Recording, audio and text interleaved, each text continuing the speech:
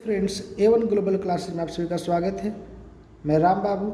आज मैं BSSC CGL का सामान्य अध्ययन का प्रैक्टिस सेट लेकर के आया हूं। दोस्तों, यह प्रैक्टिस सेट लगातार चलता रहेगा, इसलिए हमारे YouTube चैनल को आप लाइक करें और सब्सक्राइब करें और बेल बटन को ज़रूर दबा दें ताकि आपको अगला आने वाला वीडियो जल्दी से जल्दी आपको प्राप्त हो सके। दोस्तों, बिना लेट किए हुए चलिए शुरू करते हैं आज का पहला सवाल। पहला सवाल है दोस्तों, निम्नलिखित में से कौन सा एक उपनिवेशवाद के उदय का अत्यधिक उपयुक्त कारण है। तो उपनिवेशवाद का उदय के सबसे अधिक उपयुक्त कारण कौन सा दोस्तों? तो इसमें चार ऑप्शन में से इसका सही होगा सामंतवाद। सामंतवाद जो है दोस्तों उपनिवेशवाद के उदय के अत्यधिक उपयुक्त कारण है। सामंतवाद से जुड़े कुछ तथ्य दोस्तों कि सामंतवाद मध्यकालीन युग में इंग्लैंड और यूरोप की एक प्रथा थी। सामंतवाद में कई श्रेणियाँ थी जिसके शीर्ष स्थान का राजा का होता था। और उपनिवेशवाद की बात करें तो एक सामाजिक संगठन है जिसमें कई प्रकार के उत्पादन के तरीके मौजूद रहते थे, जैसे सामंतवाद, दास प्रथा, बंधुता प्रथा, छोटे स्तर पर वस्तुओं का उत्पाद, व्यापारी और सुख दरों द्वारा शोषण की कृषि तथा औद्योगिक और वित्तीय पूंजीवाद, ये सारे मौजूद था उपनिवेशवाद में दोस्तों। दूसरा सवाल है दोस्तों कि प्रश्न काल के ठीक समय के को क्या कहा जाता है। प्रश्न काल के ठीक समय के बाद को क्या कहा जाता है? तो प्रश्न काल के ठीक समय के बाद को शून्य काल कहा जाता है। तो शून्य काल दोस्तों भारतीय संसद के दोनों सदनों के प्रश्न काल के ठीक बीच का समय को हम लोग क्या कहते हैं दोस्तों? शून्य काल कहते हैं। इसका समय 12 बजे से लेकर 1 बजे तक का होता है। अगला सवाल है दोस्तों कि बिहार में कुल संसदीय निर्वाचन क्षेत्रों की संख्या कितनी है। तो बिहार में कुल संसदीय निर्वाचन की संख्या जो है दोस्तों वो है 40। अगर संसदीय निर्वाचन की बात की तो 40 है। तो बिहार में विधानसभा की सदस्यों की संख्या कितनी होगी? तो विधानसभा 243 है दोस्तों। विधानसभा 243 है। और राज्यसभा में बिहार में कितनी सीट है? तो राज्यसभा में 16 सीट है दोस्तों। राज्यसभा में कितना सीट है? तो 16 सीट है। अगला सवाल देखते हैं दोस्तों, कह रहा है जब वस्तु की कीमत बढ़ने पर कुल व्यय बढ़े तो मांग की कीमत लोच होगी। तो इसका सही आंसर जो है दोस्तों होगा इकाई से कम। इकाई से क्या होगा दोस्तों? कम होगा। अगला सवाल देखते हैं दोस्तों, कह रहा विद्यालय की इमारत के रख रखाव पर किया जाने वाला खर्च है। जो सरकारी विद्यालय होता है उस पर रख रखाव का जो खर्च होता है वो कौन करता है? राजस्व व्यय या पूंजीगत व्यय या विकास व्यय या पूंजीगत एवं विकास व्यय दोनों। तो इसका सही आंसर जो होगा दोस्तों वो होगा दोनों। पूंजीगत एवं विकास व्यय दोनों होगा दोस्तों। विकास व्यय क्या है दोस्तों? तो विकास व्यय के बारे में थोड़ा सा बता दें कि ऐसे व्यय जिनसे देश की विभिन्न दिशाओं में उन्नति होती है, जैसे मनोरंजन, शिक्षा आदि पर किया जाता है, इसे क्या कहते हैं? विकास व्यय कहते हैं। और पूंजीगत व्यय किसे कहते हैं? तो यह व्यय ऐसा धन है जो किसी संगठन या कॉरपोरेट इकाई द्वारा अपनी अचल संपत्ति जैसे भवन, वाहन, उपकरण या भूमि को खरीदने, बनाए रखने के सुधारने के लिए खर्च किया जाता है, उसे कहते हैं पूंजीगत व्यय कहते हैं दोस्तों। अगला सवाल है दोस्तों कि गौतम बुद्ध ने धर्म चक्र परिवर्तन कहाँ से प्रारंभ किया था। तो इसका सही उत्तर हो जाएगा सारनाथ से। दोस्तों, धर्म चक्र परिवर्तन जो थे गौतम बुद्ध ने सारनाथ से किए थे। यहाँ पे सर्वप्रथम गौतम बुद्ध जी ने अपना पहला उपदेश दिए थे और उन्होंने बताया था अष्ट मार्ग के बारे में, 8 उपदेश के बारे में बताया, जिसे धर्म के 8 सूत्र बताए, जिसको अष्ट मार्ग भी कहा जाता है। और यहीं से इसी घटना को धर्म चक्र परिवर्तन कहते हैं। अगला सवाल है दोस्तों कि किसने कहा था राज व्यक्ति का पूर्वगामी है। तो इसका सही उत्तर हो जाएगा दोस्तों अरस्तु। अरस्तु ने कहा था कि राज्य जो व्यक्ति का पूर्वगामी है। इससे जुड़े कुछ तथ्य है दोस्तों कि अरस्तु के गुरु कौन थे। तो अरस्तु के गुरु प्लूटो थे और प्लूटो के गुरु सुकरात थे। एक सवाल और प्रचलित रहता है दोस्तों कि अरस्तु के शिष्य का नाम क्या था। तो अरस्तु का शिष्य का नाम सिकंदर था। सिकंदर का नाम आप लोगों ने सुना ही होगा, सिकंदर महान थे। अगला सवाल है दोस्तों कि निम्नलिखित में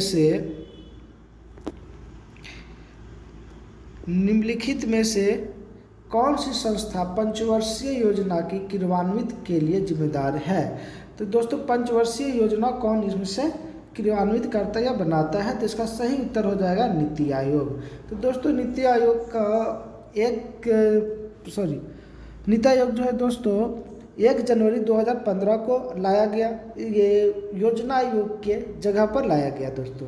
मुख्य रूप से नीति आयोग के बारे में बताया तो ये इसका जो अध्यक्ष होते हैं वो प्रधानमंत्री होते हैं और नीति आयोग को थिंक टैंक के रूप में सेवा प्रदान करता है। सरकार की एक संस्था जिसे थिंक टैंक भी कहा जाता है। अगला सवाल है दोस्तों कि अखिल भारतीय उपभोक्ता मूल्य सूचकांक में सबसे ज़्यादा संयुक्त वजन वाला आइटम है? तो इसका सही उत्तर हो जाएगा दोस्तों बी, खाद्य एवं पेय पदार्थ। अगला सवाल है दोस्तों कि मेसोपोटामिया का अभिप्राय क्या है? तो मेसोपोटामिया का अभिप्राय क्या है, इसका अर्थ क्या होता है? तो इसका सही उत्तर हो जाएगा दोस्तों ए, दजला फरात नदी के बीच की उपजाऊ भूमि को क्या कहते हैं दोस्तों? मेसोपोटामिया कहते हैं। इसके बारे में कुछ जुड़े तथ्य बता दें दोस्तों कि 4वीं शताब्दी ईस्वी पूर्व के करीब 3000 सालों तक मेसोपोटामिया की सभ्यता के सबूत मिलते हैं। मेसोपोटामिया का अर्थ होता है 2 नदियों के बीच की भूमि, जिसे दजला और फरात नदी के बीच में है। इस क्षेत्रों को कहते हैं मेसोपोटामिया। अगला सवाल है दोस्तों, स्वतंत्र भारत के प्रथम गृह मंत्री कौन थे? तो स्वतंत्र भारत के प्रथम गृह मंत्री जो थे वो सरदार वल्लभ भाई पटेल थे। इससे जुड़े कुछ और तथ्य बताते कि इसके जो प्रथम प्रधानमंत्री और विदेश मामला जो थे जवाहरलाल नेहरू के पास थे। कानून मंत्री जो थे डॉक्टर भीमराव अम्बेडकर थे। गृह मंत्री तो पता ही है कि सरदार वल्लभ भाई पटेल थे और सरदार वल्लभ भाई पटेल के पास सूचना एवं प्रसारण मंत्री भी मिला हुआ था। डॉक्टर राजेंद्र प्रसाद के पास खाद्य एवं कृषि मंत्री था। मौलाना अबुल कलाम आज़ाद के पास शिक्षा मंत्री था और जॉन मथाई रेलवे मंत्री एवं परिवहन मंत्री थे। R.K. सुब्रमण्यम शेट्टी वित्त मंत्री थे। तो ये दोस्तों कुछ स्वतंत्र भारत के प्रथम मंत्रालय से संबंधित सवाल था दोस्तों। अगला सवाल है दोस्तों कि पंचवर्षीय योजना को स्वीकृति देने वाला सर्वोच्च निकाय कौन सा है? तो पंचवर्षीय योजना को जो है दोस्तों वो राष्ट्रीय विकास परिषद जो है स्वीकृति प्रदान करता है। इसके बारे में कुछ सवाल बताए दोस्तों कि राष्ट्रीय विकास परिषद का गठन 6 अगस्त 1952 को हुआ था। 6 अगस्त 1952 ईस्वी को हुआ था। अगला सवाल है दोस्तों कि प्राचीन भारत का सुप्रसिद्ध व्यक्ति पाणिनि था। तो पाणिनि प्राचीन भारत का एक सुप्रसिद्ध व्यक्ति थे। क्या थे? खगोलज्ञ थे, व्याकरण शास्त्री था, एक गणितज्ञ था, एक दार्शनिक था। तो इसका सही उत्तर हो जाएगा दोस्तों एक व्याकरण शास्त्री थे।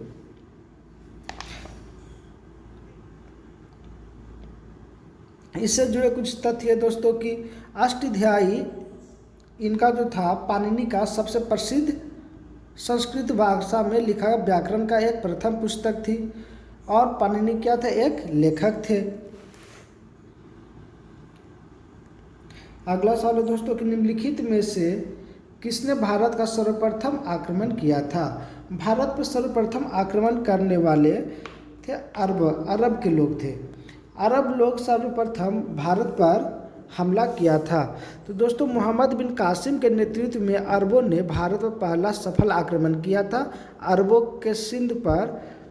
ने कहाँ पर आक्रमण किया था? सिंध पर। कब किया था? 712 ईस्वी में। दोस्तों असफल आक्रमण अरबों द्वारा किया गया था 711 ईस्वी में। जब 711 ईस्वी में आक्रमण किया था तो अरब हार गया था भारत से और फिर वापस चला गया। फिर 1 साल बाद मोहम्मद बिन कासिम की अध्यक्षता में एक सेना का टुकड़ी आया और भारत पर हमला किया, जिसमें से अरबों को यह विजयी प्राप्त हुआ था। अगला सवाल है दोस्तों कि भारत के राष्ट्रपति के चुनाव के लिए कौन सी योग्यता आवश्यक नहीं है? तो भारत के राष्ट्रपति के चुनाव के लिए जो योग्यता है दोस्तों ये दिया हुआ है कि पहला है भारत का नागरिक होना चाहिए। बिल्कुल सही, भारत का नागरिक होना चाहिए। राष्ट्रपति के लिए कम से कम 35 वर्ष की आयु होनी चाहिए। बिल्कुल ये भी सही है कि हाँ होनी चाहिए। और तीसरा है दोस्तों कि लोकसभा का सदस्य होना चाहिए। तो दोस्तों ये पूरी गलत है। जरूरी नहीं है कि जो राष्ट्रपति भारत के बनेंगे वो लोकसभा के सदस्य हो और कोई लाभकारी पद पर अधिकारी ना हो। बिल्कुल ये भी सही है कि भारत के जो राष्ट्रपति होंगे एक ही पद पे रहेंगे, दूसरे पद पे वो रहेंगे तो उनको राष्ट्रपति नहीं बनाया जा सकता। तो ये भी सही है और 35 वर्ष ये भी सही है। इसमें गलत है दोस्तों, तो लोकसभा का सदस्य नहीं होंगे। तो इसका आंसर हो जाएगा सी। अगला सवाल है दोस्तों, सत्यार्थ प्रकाश किसने लिखी थी? तो सत्यार्थ प्रकाश जो है दोस्तों ये बहुचर्चित पुस्तक है और ये दयानंद सरस्वती के द्वारा लिखा गया था। आपको बता दें दोस्तों कि स्वामी दयानंद सरस्वती ने सत्यार्थ प्रकाश लिखे थे और उन्होंने ही वेदों की ओर लौटो का नारा दिया था। अगला सवाल है दोस्तों कि भारतीय राष्ट्रीय कांग्रेस के कौन से अधिवेशन में अध्यक्ष गांधी जी थे? तो गांधी जी भारतीय राष्ट्रीय कांग्रेस के एक ही बार अध्यक्ष बने थे और वो बेलगाम अधिवेशन में बने थे। बेलगाम कर्नाटक में पड़ता है दोस्तों। और ये अधिवेशन जो हुआ था 1924 के अधिवेशन में जो था महात्मा गांधी जी कांग्रेस के अध्यक्ष बने थे। अगला सवाल है दोस्तों कि भारत की स्वतंत्रता के लिए आज़ाद हिंद फौज की संकल्पना मूलतः किसने प्रस्तुत किया था या किया है? तो इसका सही आंसर जो हो जाएगा दोस्तों, इसका सही आंसर है रास बिहारी बोस। ये क्वेश्चन में अधिकांशतः हम लोग गलत मार देते हैं सुभाष चंद्र बोस। तो सुभाष चंद्र बोस उस आज़ाद हिंद फौज के मुख्य सेनापति थे, न कि ये इन्होंने आज़ाद हिंद फौज के गठन किए थे। जो गठन करने वाले थे वो रास बिहारी बोस थे। और आज़ाद हिंद सरकार का गठन जो हुआ था 1943 ईस्वी में हुआ था।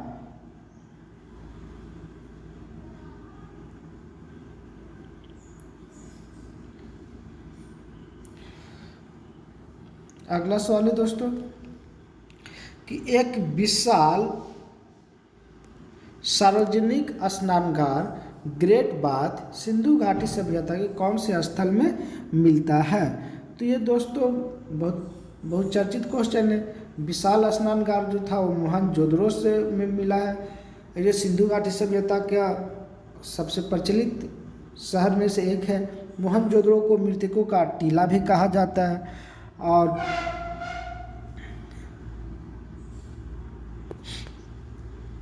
अगला सवाल है दोस्तों कि संयुक्त राष्ट्र महासभा का कार्यकाल है संयुक्त राष्ट्र महासभा का कार्यालय कहाँ स्थित है? तो संयुक्त राष्ट्र महासभा का जो कार्यालय है दोस्तों ये न्यूयॉर्क में स्थित है। इससे जुड़े कुछ तथ्य है दोस्तों कि संयुक्त राष्ट्र महासभा का मुख्यालय न्यूयॉर्क शहर में स्थित है। इसकी स्थापना जो दोस्तों 24 अक्टूबर 1945 ईस्वी को हुआ था दोस्तों। और यह विश्व की लघु संसद भी कहा जाता है। अगला सवाल है दोस्तों, निम्नलिखित में से कौन सा युग्म सही सुमेलित नहीं है? तो इसमें दिया हुआ स्थानीय हवा और देश। तो दोस्तों इसको देखते हैं कि कौन सा सही नहीं है। तो इसमें जो दोस्तों सही कौन नहीं है तो ये पहले बता दें आपको कि इसमें सही कौन नहीं है। तो इसका सही जो आंसर है वो होगा सी का, सिरोक कनाडा। तो जो सिरोक हवाएं वो कनाडा में नहीं चलती है। चिनूक जो है यूएसए में चलती है, फॉन अल्पास पर्वत पर चलता है और लू जो है भारत में हवा चलती है। ये सब हवाएं चलती है। पर दोस्तों जो ये सिरोक जो है ये सहारा मरुस्थल में भूमध्य सागर की ओर चलने वाली एक गर्म हवाएं हैं। तो दोस्तों अगला क्वेश्चन की ओर बढ़ते हैं।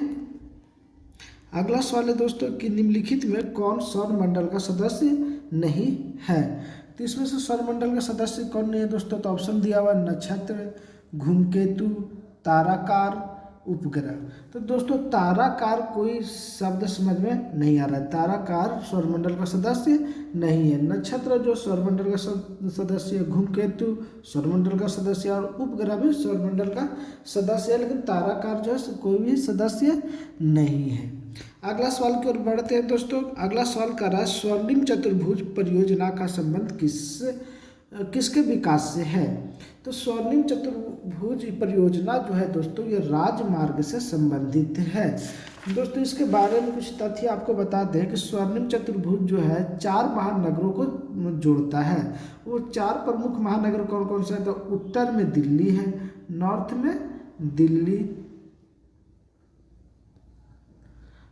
में दिल्ली हो गया दोस्तों। वही बात करें साउथ के, तो साउथ में हो गया चेन्नई, पूर्व में बात करें तो कोलकाता, और पश्चिम में बात करें तो मुंबई। ये 4 महानगर को जोड़ता है। ये चारों महानगर को जोड़ने वाले सड़क मार्ग जो है उसे हम स्वर्णिम चतुर्भुज कहते हैं, या गोल्डन चतुर्भुज के नाम से भी हम लोग इसे जानते हैं। इस परियोजना की जो शुरुआत है दोस्तों 2001 में हुआ था। अगला सवाल है दोस्तों कि विश्व का सबसे बड़ा समुद्री पुल स्थित है। तो विश्व का जो सबसे बड़ा समुद्री पुल जो है दोस्तों कहाँ स्थित है? तो इसका सही आंसर होगा चीन में।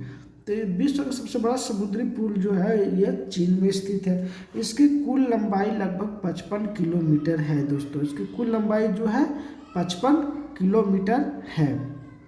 अगला सवाल है दोस्तों कि इंग्लैंड ने अमेरिका पर स्टाम्प एक्ट किस वर्ष लागू किया था? तो इसका सही आंसर हो जाएगा दोस्तों 1765 ईस्वी में। तो स्टाम्प एक्ट एक कानून है जो पारित किया गया था, अंग्रेज सरकार ने 1765 में पारित किया था। अगला सवाल है दोस्तों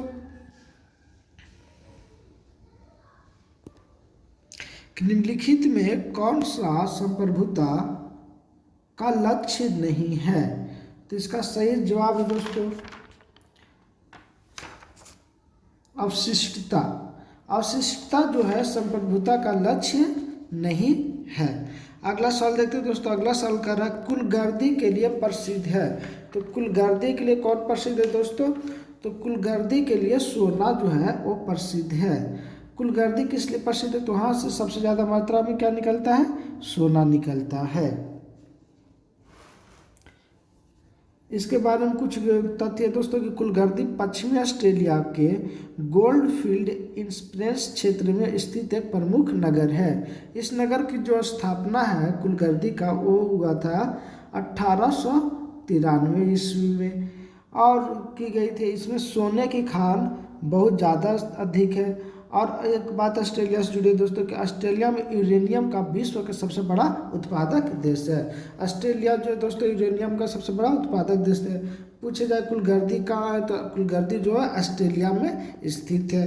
किस लिए प्रसिद्ध है? तो सोने के खान के लिए प्रसिद्ध है। अगला सवाल है दोस्तों कि भारतीय संविधान के अनुच्छेद 368 का संबंध किससे है? तो इसका सही उत्तर हो जाएगा दोस्तों 368 का डी संविधान संशोधन से। तो संविधान संशोधन से जो अनुच्छेद है दोस्तों वो 368 से है। अगला सवाल है दोस्तों कि 7 टीलों का शहर या सिटी ऑफ 7 हिल्स किसे कहा जाता है? तो इसका 7 टीलों का शहर रोम को कहा जाता है। इससे कुछ उपनाम जुड़े हैं दोस्तों, जैसे चीनी का कटोरा क्यूबा को कहते हैं, 7 टीलों का शहर रोम को कहते हैं, गगनचुंबी इमारतों का नगर न्यूयॉर्क को कहते हैं, city of golden gate San Francisco कहते हैं, pearl of the oriental Singapore को कहते हैं, सूर्योदय का देश नॉर्वे कहते हैं। तो कुछ ये उपनाम है दोस्तों। अगला सवाल है कि अशोक के प्रस्तर अभिलेख के प्रतीक थे। तो प्रस्तर अभिलेख का प्रतीक किससे है? तो इसका सही जवाब हो जाएगा दोस्तों प्रशासन से। प्रस्तर जो अभिलेख है वो किससे संबंधित है? तो प्रशासन से संबंधित है। अगला सवाल है दोस्तों कि शारदा अधिनियम संबंधित है। शारदा अधिनियम किससे संबंधित है? तो विधवा पुनर्विवाह विवाह से, बाल मजदूरी से, अंतर्जातीय विवाह से या बाल विवाह से। तो इसका सही उत्तर हो जाएगा शारदा अधिनियम जो है बाल विवाह से संबंधित है। इसके कुछ तथ्य दोस्तों कि शारदा अधिनियम का संबंध बाल विवाह से है। इस अधिनियम को सन 1930 ईस्वी में, कब दोस्तों? 1930 ईस्वी में लॉर्ड इरविन के शासनकाल में लागू किया गया था। शारदा अधिनियम 1930 ईस्वी में लॉर्ड इरविन के शासनकाल में। वही एक सवाल आता है दोस्तों, प्रचलित क्वेश्चन है कि विधवा पुनर्विवाह एक्ट कब पारित हुआ था? तो विधवा पुनर्विवाह एक्ट जो था 1857 ईस्वी में पारित हुआ था और लॉर्ड कैनिंग के काल में हुआ था। और इसका प्रमुख जो प्रवर्तक कह सकते हैं, इसको लाने के विधवा पुनर्विवाह को लाने के कार्य कौन किया था? तो ईश्वर चंद्र विद्यासागर जी ने इसका पूर्ण रूप से समर्थन किए थे कि विधवा पुनर्विवाह होना चाहिए। अगला सवाल है दोस्तों कि जोते हुए खेत का प्रमाण सिंधु सभ्यता के किस स्थान से मिलता है? इसका ऑप्शन है कालीबंगा, दामाबाद, लोथल, आलमगीरपुर। तो इसका सही जवाब हो जाएगा दोस्तों कालीबंगा। कालीबंगा से सिंधु सभ्यता का जो कालीबंगा क्षेत्र है वो राजस्थान में पड़ता है। राजस्थान जो जोते हुए खेत का साक्ष्य मिला था।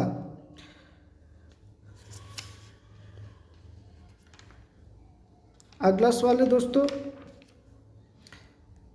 कि बांग्लादेश का सृजन हुआ था। बांग्लादेश का सृजन कब हुआ था? तो बांग्लादेश का सृजन 1971 ईस्वी में हुआ था। ये बांग्लादेश को पुराना नाम जो कहें तो था पूर्वी पाकिस्तान।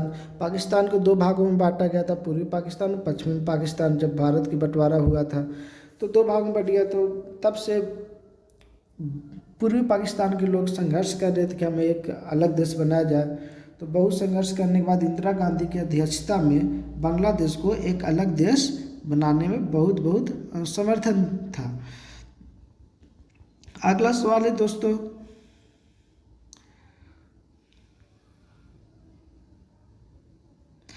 कि भारत में जैव विविधता की दृष्टि से कौन सा तट स्थल में शामिल है? तो इसका सही जवाब हो जाएगा पश्चिमी घाट।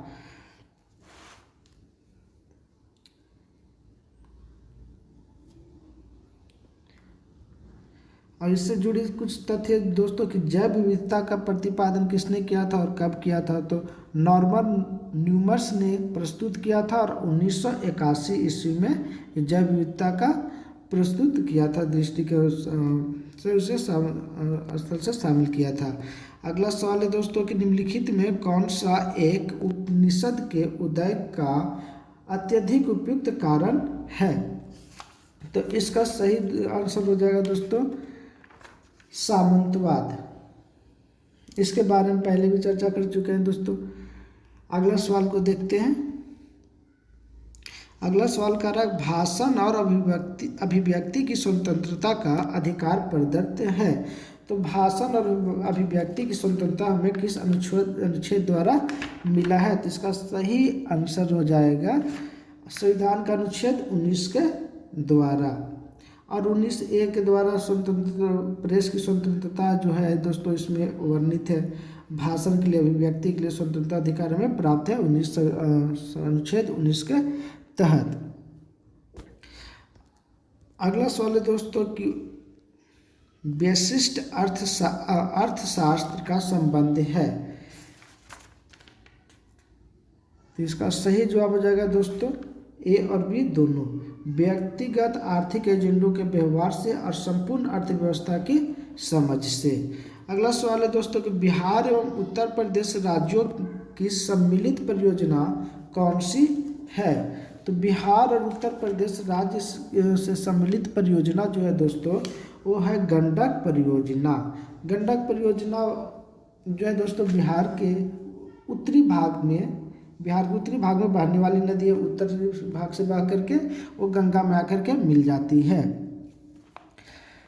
गंडक परियोजना की जो शुरुआत हुई दोस्तों 1961 ईस्वी में हुआ था और ये बिहार और उत्तर प्रदेश से सम्मिलित परियोजना तथा इससे नेपाल को भी लाभ मिलता है।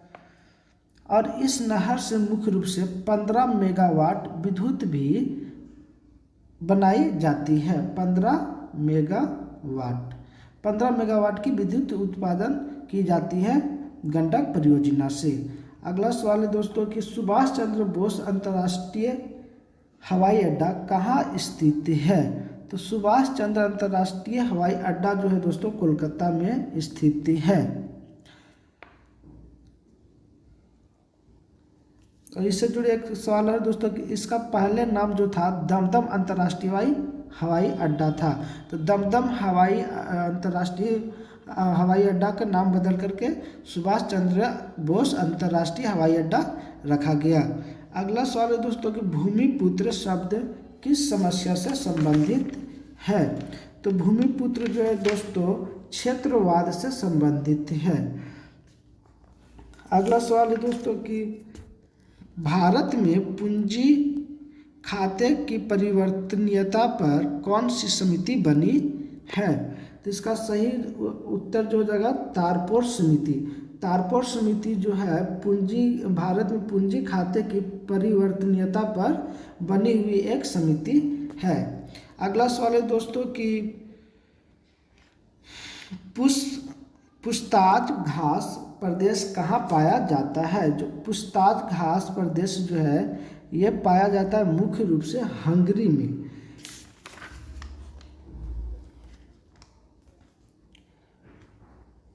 अगला सवाल है दोस्तों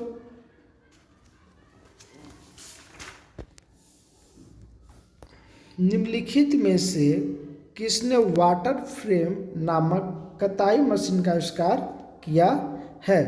तो इसका सही जवाब हो जाएगा रिचर्ड आर्कराइट ने वाटर फ्रेम नामक कताई मशीन का आविष्कार किया था। और ये कब किया था? तो 1776 ईस्वी में इस मशीन की आविष्कार किया था।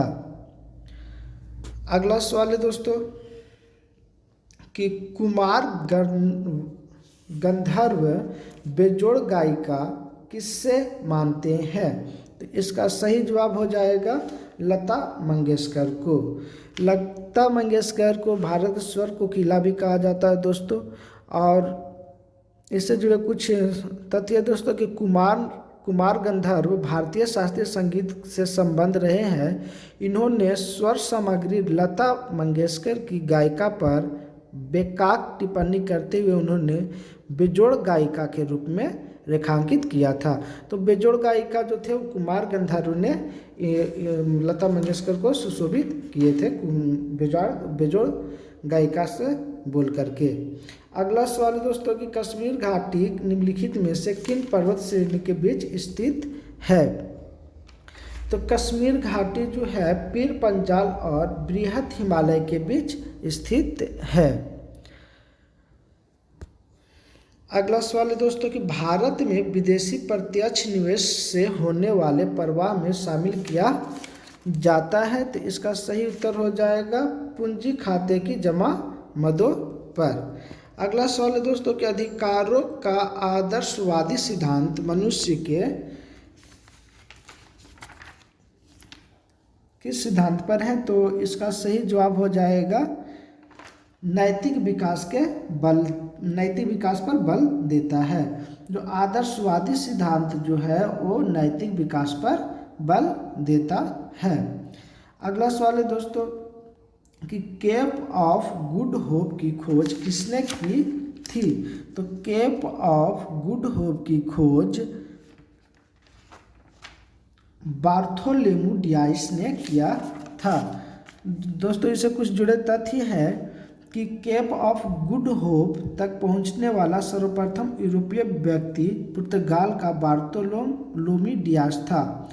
बार्थोलोम्यू डियास ने इस स्थान पर 1488 ईस्वी में देखा तथा इसका नाम केप ऑफ स्टॉर्म्स यानी तूफानों का केप रखा था। अगला सवाल है दोस्तों कि जब नियोजित विनियोग बचत से अधिक हो तो क्या होगा? तो इसका सही जवाब होगा ब्याज की दर घट जाएगी। अगला सवाल है दोस्तों कि सिंधु घाटी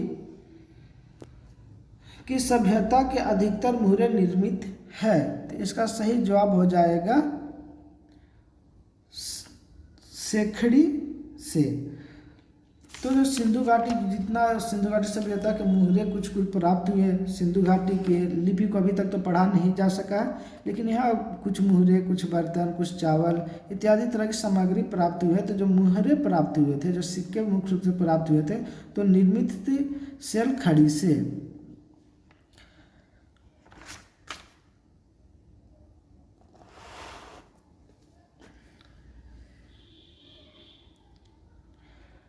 अगला सवाल है दोस्तों विज्ञान से कि पहला सवाल है कि निम्नलिखित में से कौन सा मूल मात्रक नहीं है। तो मूल मात्रक कौन नहीं है दोस्तों? मीटर, सेकेंड, एम्पियर या ओम। तो इसका सही जवाब क्या होगा दोस्तों? इसका सही जवाब है ओम। ओम जो है मूल मात्रक नहीं है। अगला सवाल है दोस्तों कि गैमेक्सिन, डीडीटी और ब्लीचिंग पाउडर महत्वपूर्ण यौगिक है। तो किस चीज़ का महत्वपूर्ण यौगिक है? तो क्लोरीन का ये महत्वपूर्ण यौगिक है। कुछ इस जुड़े तथ्य दोस्तों कि गैमेक्सिन का रासायनिक सूत्र क्या होता है? तो गैमेक्सिन का रासायनिक सूत्र C6H6Cl6 होता है।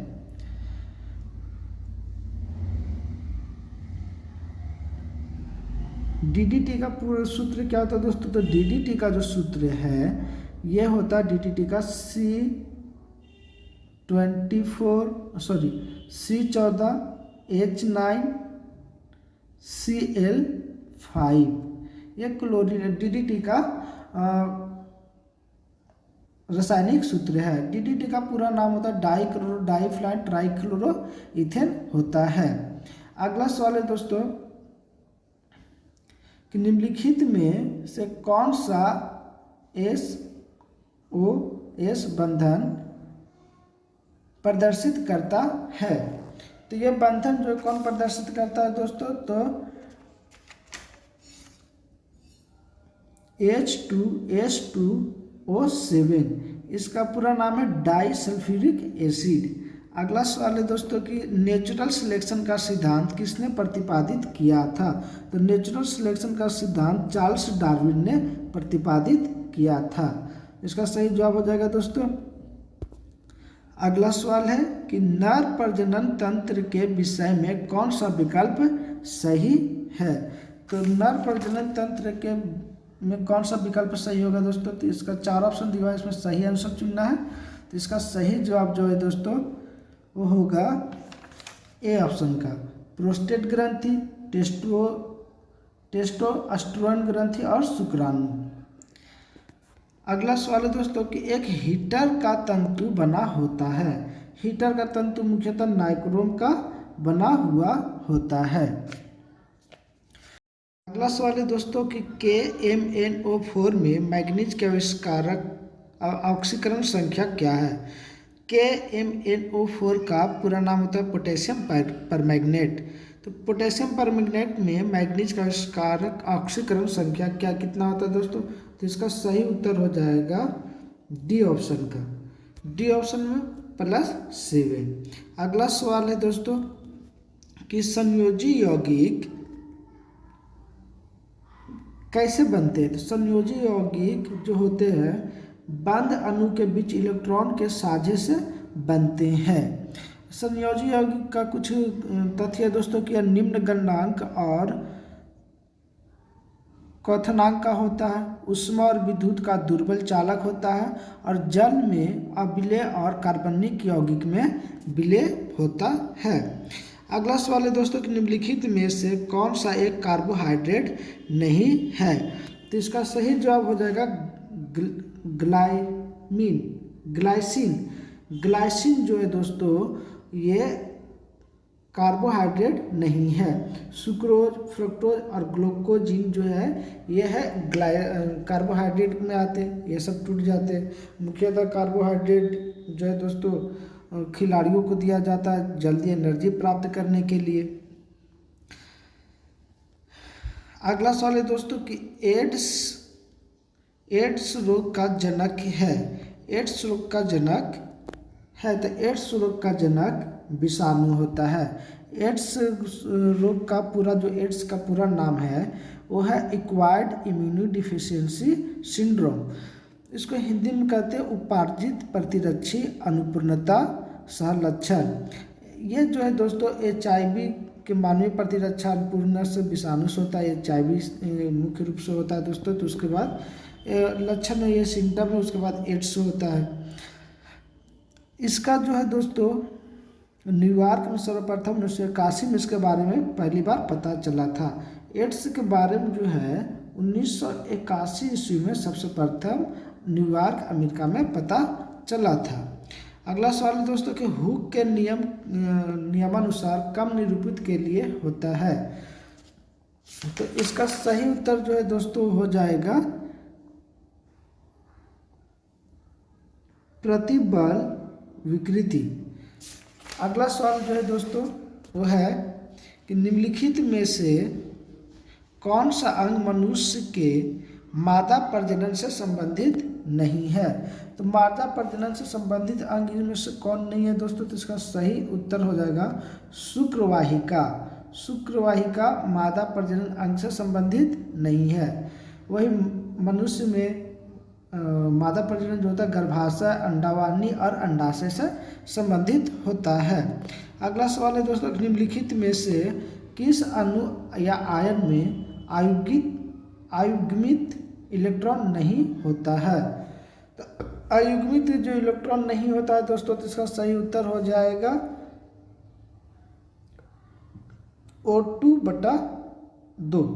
इसमें अणु जो है अयुग्मित इलेक्ट्रॉन नहीं होता है। जीनेर डायोड का प्रयोग किस रूप में होता है। तो जीनेर डायोड का प्रयोग वोल्टता नियंत्रण के लिए प्रयोग किया जाता है। अगला सवाल है दोस्तों कि वह ट्रिपलेट कोड को अनुवाद प्रक्रिया को रोकता है। ट्रिपलेट कोड के अनुवाद प्रक्रिया किसमें से कौन रोकने में सक्षम है दोस्तों। तो इसका सही उत्तर हो जाएगा UAA। ये UAA जो है दोस्तों मानव प्रोटीन में हुए एमिनो एसिड का ट्रिप्लोएड कोड का अनुवाद प्रक्रिया को रोकती है। अगला सवाल है दोस्तों कि पानी से बनने वाले बुलबुले में जो चमक होती है वह किस प्रक्रम के कारण होती है। तो पानी के बुलबुले में जो चमक होती है वह किसके कारण से होता है दोस्तों। तो इसका सही उत्तर हो जाएगा प्रकाश के पूर्ण आंतरिक प्रवर्तन के कारण होता है। अगला सवाल है दोस्तों कौन सा जंतु चिरडिम्बता दर्शाता है। तो चिरडिम्बता जो दर्शाता है दोस्तों वो है फ्राइनोसोम। फ्राइनोसोम जो चिरडिम्बता दर्शाता है। अगला सवाल है दोस्तों कि मिट्टी में नमक की उच्च सांद्रता से उगने वाले पौधे कहलाते हैं। तो मिट्टी में नमक की उच्च सांद्रता से उगने वाले पौधे कहलाते हैं लवण मिद्रोभिधि। अगला सवाल है दोस्तों कि बेरिलियम, ब्रॉन, मैग्नीशियम तथा एल्युमिनियम में निम्नलिखित में से किसका द्वितीयक आयन विभव अधिक होता है। तो ब्रॉन का द्वितीयक आयन सबसे अधिक होता है।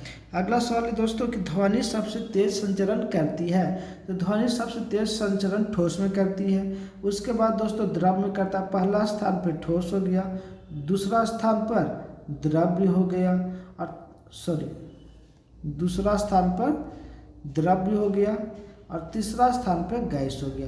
तो सबसे ज़्यादा जो ध्वनि तेज चलता है ठोस में, दूसरा द्रव में, तीसरा गैस में। दोस्तों निर्वात में ध्वनि का चाल शून्य होता है, निर्वात में ध्वनि की चाल नहीं हो पाता है। यहाँ पे एक क्वेश्चन और आता है दोस्तों कि प्रकाश की प्रकाश की गति सबसे तेज किस में होती है? तो प्रकाश की गति सबसे अधिक निर्वात में होता है और उसके बाद द्रव में होता है, उसके बाद ठोस में होता है दोस्तों। तो निर्वात में प्रकाश की चाल सबसे अधिक होती है, लेकिन यहाँ पर ध्यान देने वाली बात रहता है क्वेश्चन, ये दोनों क्वेश्चन बहुत फंसाता है, निर्वात प्रकाश की चाल और ध्वनि का चाल। तो ध्वनि का चाल सबसे अधिक ठोस में होता है, प्रकाश की चाल सबसे अधिक निर्वात में होता है। वही इसका अपोजिट दोस्तों, प्रकाश की चाल सबसे अधिक किस में होता है? तो प्रकाश की चाल सबसे अधिक निर्वात में होता है, सबसे कम किस में होता है? तो ठोस में होता है। अगला सवाल की ओर बढ़ते हैं दोस्तों। अगला सवाल कह रहा है कि बसंतीकरण के लिए अनुकूलतम तापमान क्या है? तो इसका जो अनुकूलतम तापमान है दोस्तों वो होता है 5 डिग्री सेंटीग्रेड से 10 डिग्री सेल्सियस सेंटीग्रेड के बीच होना चाहिए। अगला सवाल है दोस्तों, निम्नलिखित एल्केन के सही IUPAC नाम क्या है? तो इसका सही जवाब हो जाएगा दोस्तों, सही आंसर 2,2 डाईमिथाइल ब्यूटेन। IUPAC का पहचान हम लोग करते हैं 2,2 डाईमिथाइल ब्यूटेन से। अगला सवाल है दोस्तों कि अनवीकरणीय ऊर्जा का स्रोत है, अनवीकरणीय ऊर्जा का स्रोत है। तो इसका सही जवाब हो जाएगा दोस्तों कोयला। कोयला जो है अनवीकरणीय ऊर्जा का स्रोत है। इसका और भी आता है दोस्तों, जैसे कह सकते हैं अनवीकरणीय ऊर्जा में तेल, प्राकृतिक गैस, ये सभी अनवीकरणीय ऊर्जा स्रोत के अंतर्गत आता है। अगला सवाल है दोस्तों कि एक इलेक्ट्रॉन एवं प्रोटॉन की डी ब्रोगली श्रृंखला समान है तो किसका वेग सबसे अधिक होगा? तो इसका सही जवाब हो जाएगा दोस्तों इलेक्ट्रॉन का। अगला सवाल है दोस्तों कि जल चक्र में कौन सी प्रक्रिया सम्मिलित नहीं होती है? तो इसका सही जवाब हो जाएगा दोस्तों संचलन। संचलन जो है जल चक्र की प्रक्रिया में शामिल नहीं होता है। वही जल चक्र की प्रक्रिया में शामिल कौन कौन होता है दोस्तों? तो वर्षण होता है, वाष्पीकरण होता है और संघनन होता है। धन्यवाद दोस्तों। आज BSSC का प्रैक्टिस सेट का मॉडल 1 का 75 क्वेश्चन का अध्ययन किए। आप लोग का हमारा वीडियो कैसा लगा? लाइक कर कमेंट करके